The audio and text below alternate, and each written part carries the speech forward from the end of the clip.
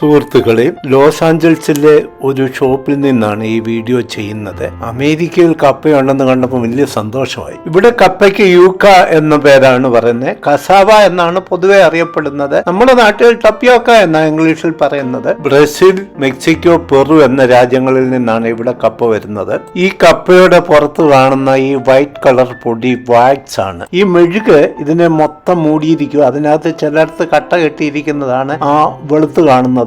ഈ വാക്സ് വായു സമ്പർക്കം ഒഴിവാക്കി കപ്പ കേടാകാതെ സംരക്ഷിക്കുന്നു. അതിനാൽ ഇത് കുറെ അധികം ദിവസം കേടാകാതെ സൂക്ഷിക്കുവാൻ കഴിയും. 99 സെന്റ് ആണ് ഒരു പൗണ്ട് കപ്പയ്ക്ക്. ഒരു പൗണ്ട് 453 ഗ്രാം ആണ്. 1 കിലോ കപ്പയ്ക്ക് നമ്മുടെ നാട്ടിലെ 150 രൂപയോളം ആകും. കപ്പ പൊളിച്ച് പീസാക്കി ഫ്രീസ് ചെയ്ത പാക്കറ്റ് ഇവിടെ കിട്ടും. ചാനൽ സബ്സ്ക്രൈബ് ചെയ്യണമേ. ഒപ്പം ഒരു ലൈക്കും തന്നാൽ പെരുത്ത ഇഷ്ടം.